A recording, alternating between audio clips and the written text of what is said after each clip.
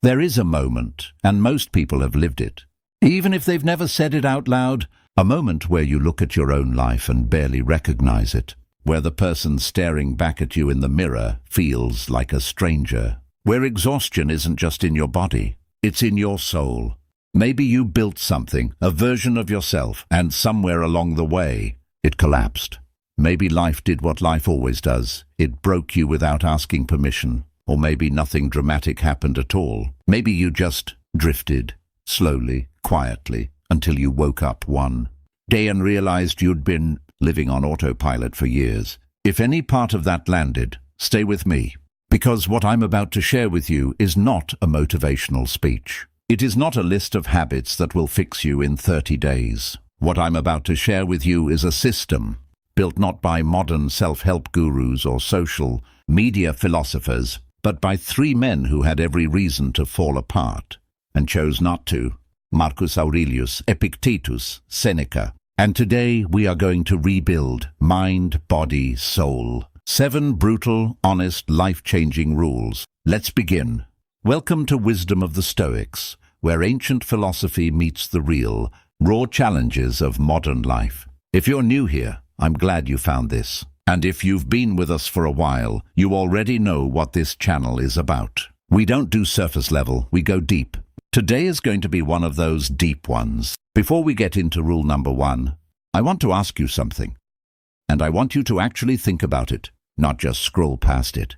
What part of yourself have you abandoned? Your discipline, your peace of mind, your physical body, your sense of purpose. Keep that answer somewhere in your chest as we move through these 7 rules, because by the end of this video, I think you're going to understand, not just intellectually, but in your gut, why the Stoics believed that rebuilding yourself is not only possible, it is your duty. Rule number 1, burn the old story. Rule number 1, and I'm calling it exactly what it is. Burn the old story. Now, here's what I mean by that. Every single one of us is walking around with a narrative about ourselves. A story we tell ourselves about who we are, what we're capable of, what we deserve, and crucially, what happened to us. I've always been this way. I'm not the kind of person who can do that. After everything I've been through, this is just who I am now.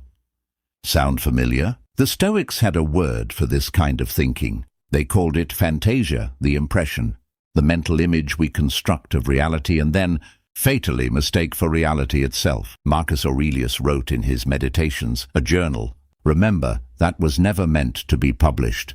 A man writing to himself at the end of brutal days, he wrote, "You have power over your mind, not outside events. Realize this, and you will find strength." But here is what most people miss when they read that quote. They think it's about control. It's not about control, it's about authorship. The Stoics understood something that modern neuroscience is only now catching up to. The story you tell about your past determines the trajectory of your future, not the events themselves. The story about the events. Let me give you an example that might hit closer to home than you expect.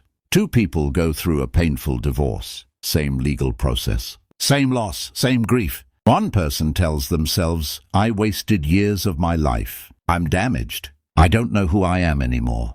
The other person tells themselves, "That relationship revealed something important about what I need. This is the beginning of something I couldn't have reached without going through this." Same event.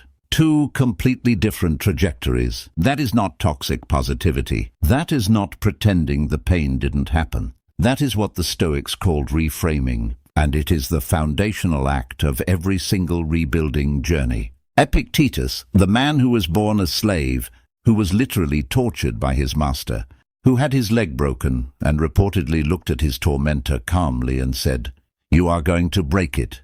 That man wrote, "Men are disturbed not by the things which happen, but by the opinions about the things." He wasn't dismissing pain. He lived more pain than most of us will ever know. He was saying, the story is the lever, and the story is the one thing that is always, always in your hands. So here is your first brutal assignment if you're serious about rebuilding. Identify the story you've been using as a prison.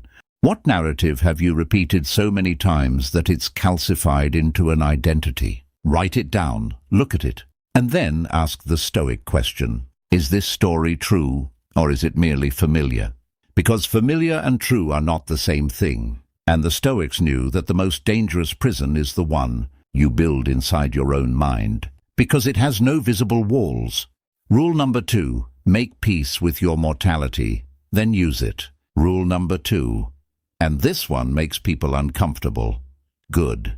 The Stoics were obsessed with death, not in a morbid, nihilistic way, in a clarifying way. They had a practice, a daily, almost ritualistic practice, called memento mori. Remember that you will die. Marcus Aurelius wrote, you could leave life right now. Let that determine what you do and say and think. Think about the weight of that sentence. You could leave life right now, not as a threat, not as a source of anxiety, as a lens. Here's the question the Stoics were really asking when they practiced memento mori. If you knew, genuinely knew, felt it in your bones, that your time here was finite and unpredictable, would you spend it the way you spent yesterday? Would you hold on to that grudge? Would you keep postponing the thing that matters most to you? Would you keep performing a version of yourself that isn't really you? For most people, the honest answer is no, I wouldn't. And yet, we act as though we have unlimited time. We procrastinate our real lives. We defer our healing. We say, I'll deal with that eventually, as if eventually is guaranteed. Seneca, the philosopher who wrote with the urgency of a man who knew exactly how little time he had, wrote one of the most devastating sentences in all of ancient philosophy. It is not that we have a short time to live, but that we waste a great deal of it.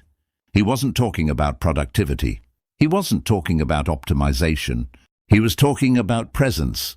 We live in the most distracted era in human history, and the Stoics, somehow, from 2,000 years ago, diagnosed our exact disease. We are not short on time. We are short on intentionality. Now here's where this becomes a tool for rebuilding.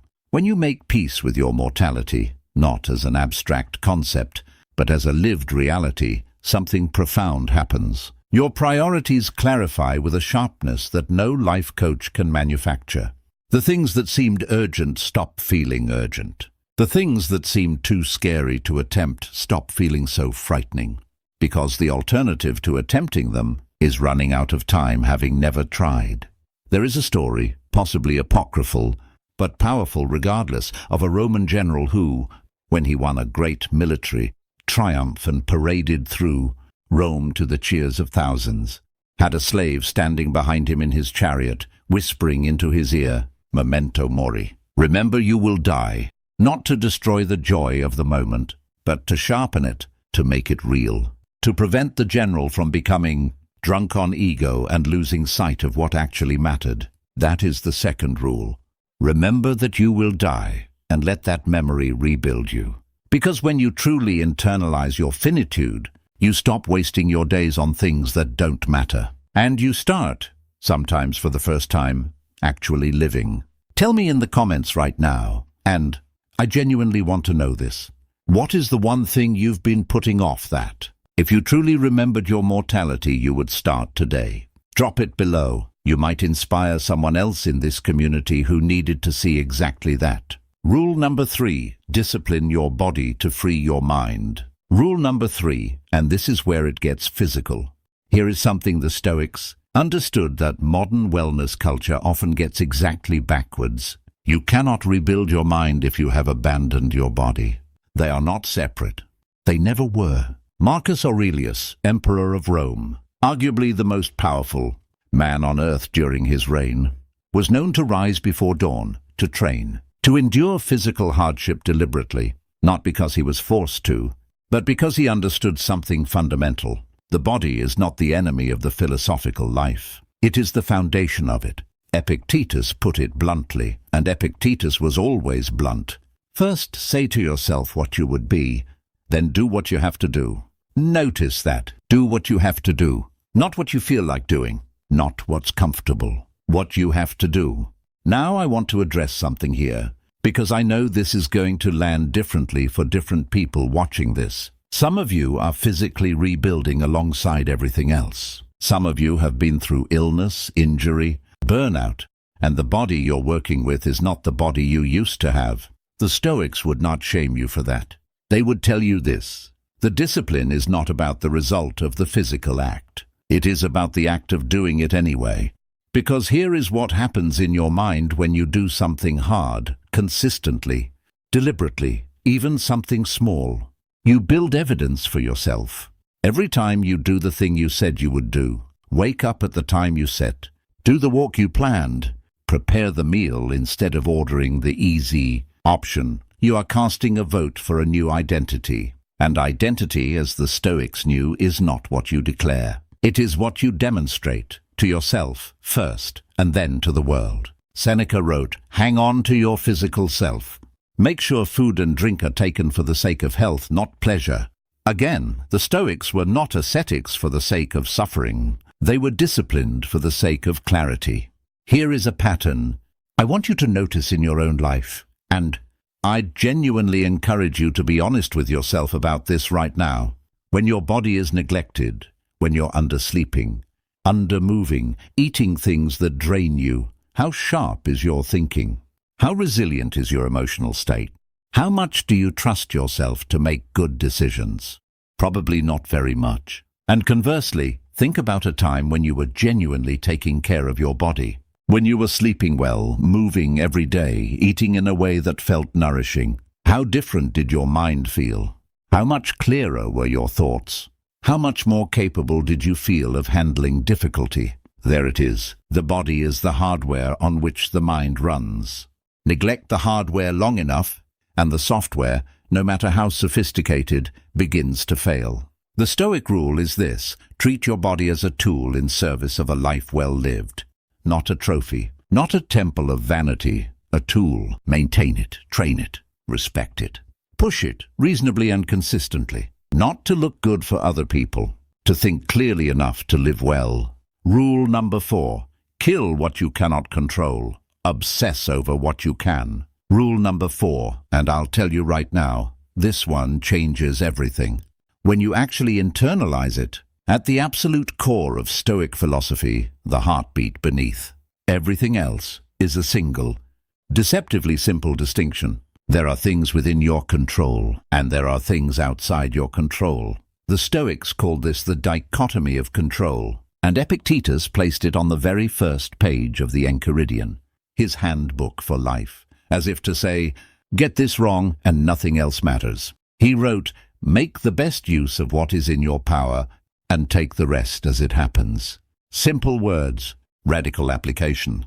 Here's where most of us go wrong, and I include myself in this, because this is not abstract for me. We spend the majority of our mental and emotional energy on things we cannot control.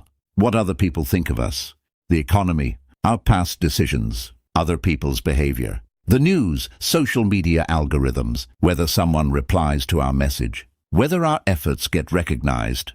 And we spend a fraction of our energy on the things we actually can control, our response to events, our habits, our words, our effort, our attention, our values, our character.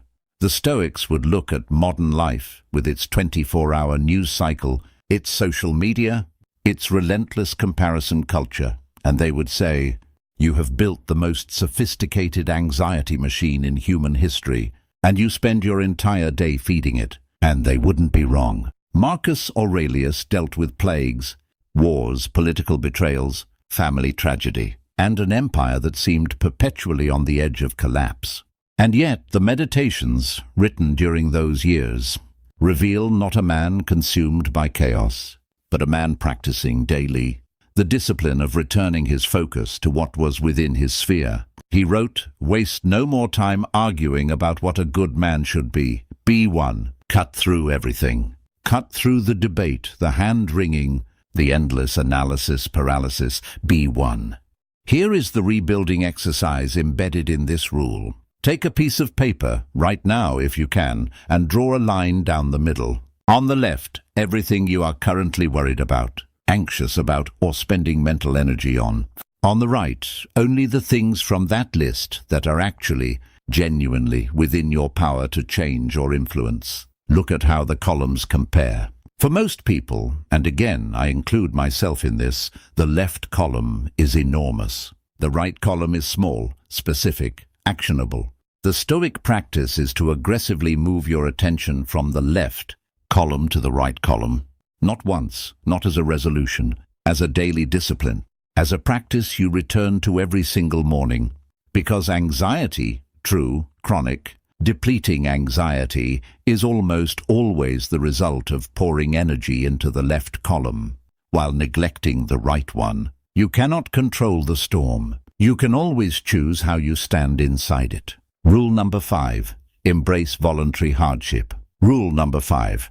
And this is the one that most people in the modern world find the strangest. The Stoics practiced something they called ascesis, voluntary self-denial, deliberate discomfort, not because they were masochists, not because they believed suffering was inherently noble, but because they understood a truth that comfort culture desperately does not want you to hear. If you cannot endure discomfort, discomfort will always control you. Seneca practiced it. He would periodically eat the simplest food possible, coarse bread, water, even though as a wealthy Roman he had access to every luxury. He would sleep on a hard floor. He would wear rough clothing in cold weather. And he wrote about why. Set aside a certain number of days, during which you shall be content with the scantiest and cheapest fare, with coarse and rough dress, saying to yourself the while, is this the condition that I feared? Read that again. Is this the condition that I feared? He was exposing the lie at the heart of anxiety, about loss, the fear that if the comfortable things were taken away, we would not be able to survive. And by voluntarily experiencing that discomfort in a controlled setting, he was training himself to know, not believe, but know that he could survive it. Here is what voluntary hardship does to the mind and body. And this is not mysticism. This is biochemistry and psychology meeting ancient wisdom. When you deliberately choose discomfort, when you are the one initiating the hard thing, not having it thrust upon you, you shift from a posture of victim to a posture of agent. You stop being someone to whom things happen.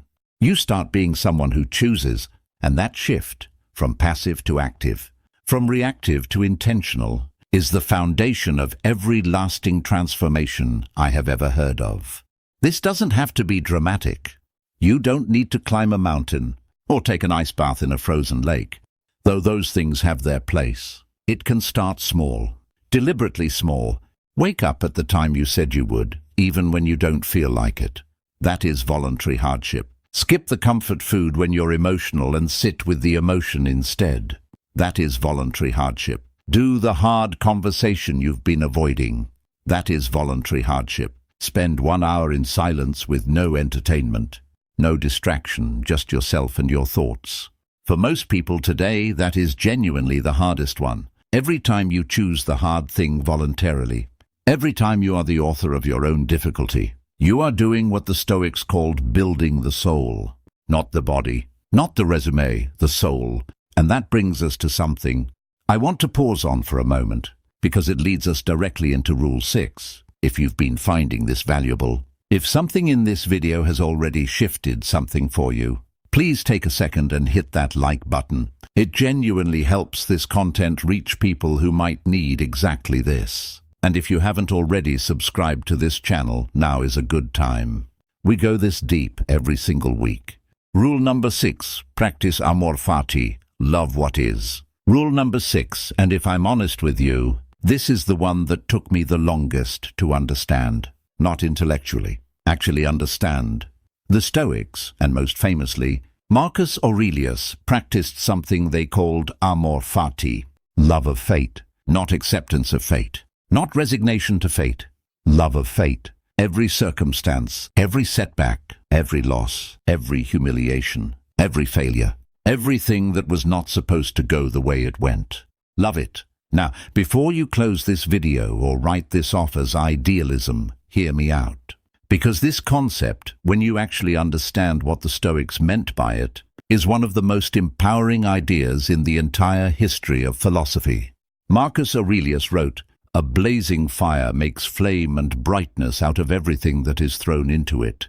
That is amor fati, Not that the bad things that are thrown into your life are good, but that if you are the fire, if your character is the fire, then everything that happens to you becomes fuel. Difficulty becomes fuel, loss becomes fuel, failure becomes fuel, betrayal becomes fuel, illness becomes fuel, rejection becomes fuel, not because those things didn't hurt, but because the quality of your response, the choice you make about what to do with what happened to you, is entirely, absolutely unequivocally yours. Seneca wrote, "The mind that is anxious about future events is miserable."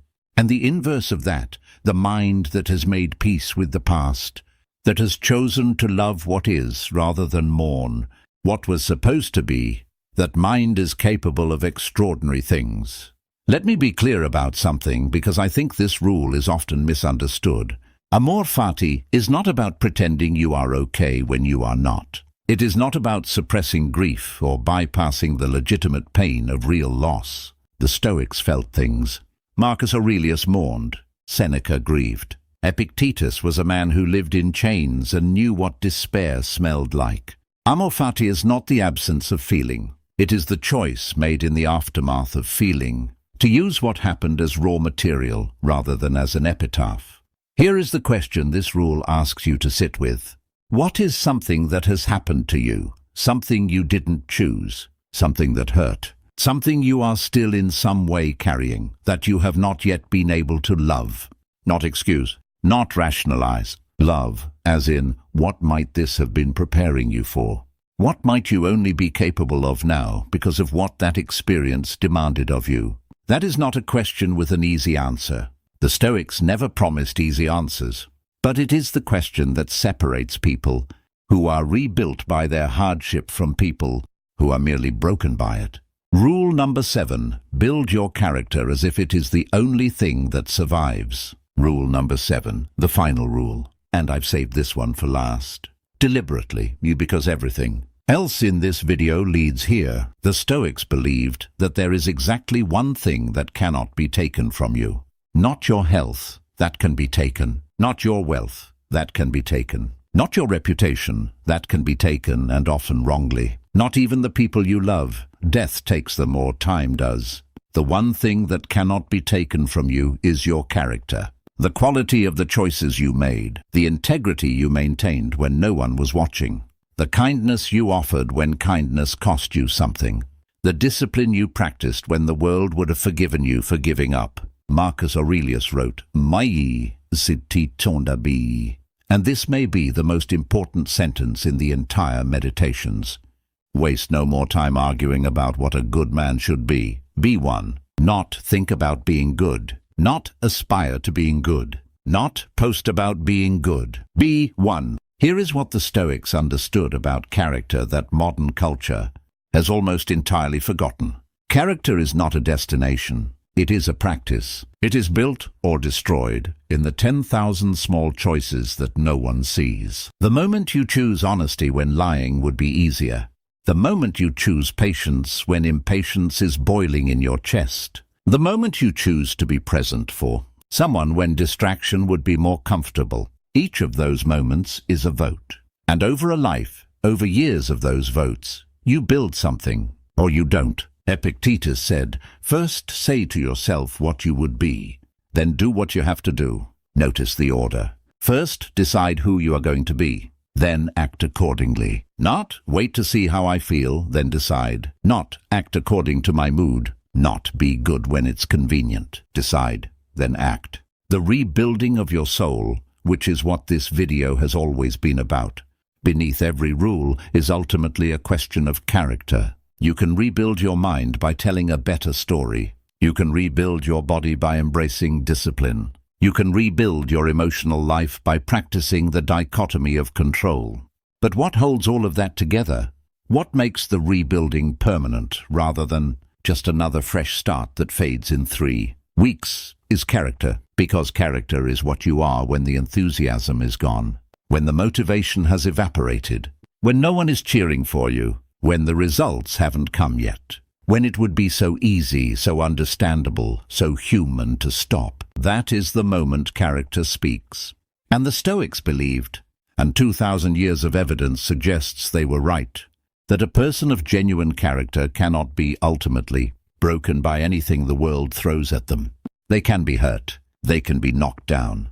They can grieve, fail, lose, suffer, but they cannot be broken because the thing at their core, the character, is theirs. Entirely, permanently, irrevocably theirs. And no empire, no tragedy, no diagnosis, no betrayal, no failure can touch it. 7 rules. 7 ancient, battle-tested, 2,000-year-old truths. Let's say them out loud one more time. 1. Burn the old story. 2.